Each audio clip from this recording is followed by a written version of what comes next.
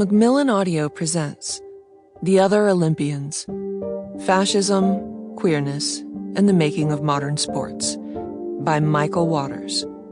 Read for you by Jennifer Pickens.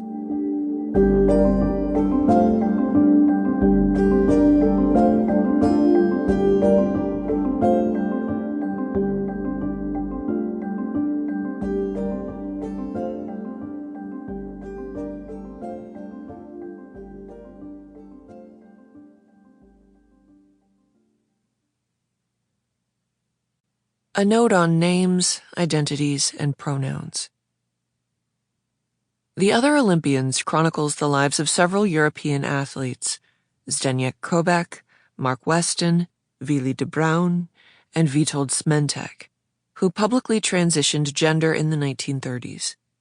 Though all were assigned female at birth and were perceived by the public as women throughout their athletic careers, I refer to all using only male pronouns and only the names they chose after transitioning, in accordance with their publicly expressed identities and with the best practices outlined by the Trans Journalists Association.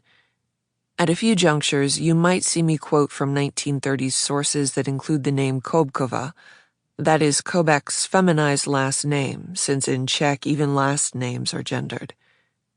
It is tempting to place a contemporary label like trans or intersex onto these athletes, but I try to use these labels sparingly throughout the book.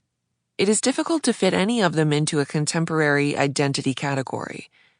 Today, many people understand that sex and gender are two separate categories. Gender is a psychological and socialized identity, while sex is assigned, often at birth, based on your physical body.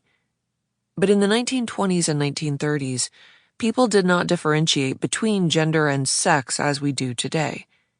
Though you can find allusions in the archives to a psychological or social understanding of gender, when writers talked about being a man, a woman, or an invert, they were generally referring to biological sex rather than to a social understanding of gender. A few times I allude to Koubek and Weston as approximating trans identity, because both men at various points described their connection to maleness in psychological terms. In these moments, I am using trans broadly as an umbrella term to capture a number of different possible identities. Any portrait of each man's identity is muddled, however, by that lack of delineation between sex and gender. To receive gender-affirmative surgery, Koubek and Weston each needed to emphasize their normatively masculine physical traits, both in public and to their doctors. If they simply said they felt a psychological connection to male identity, they probably would not have received health care. For this reason, news reports about both men suggest that they each had biological traits typically associated with both male and female sex categories.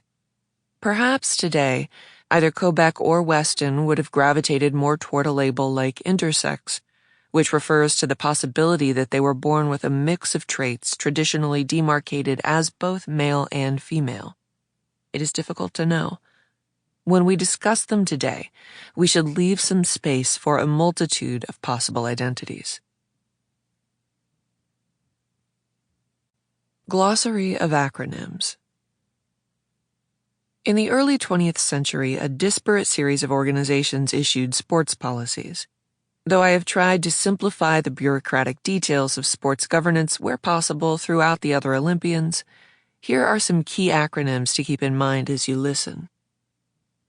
AAU, Amateur Athletic Union, U.S.-based sports organization that oversees American track and field sports, a key constituency of the American Olympic Committee. CAAU, Czechoslovak Amateur Athletic Union, Czechoslovakia-based track and field organization, the Czech equivalent of the AAU. FSFI, Fédération Sportive Féminine Internationale, the sports organization started by Elise Milia, overseeing the Women's World Games. IAAF. Sample complete. Ready to continue?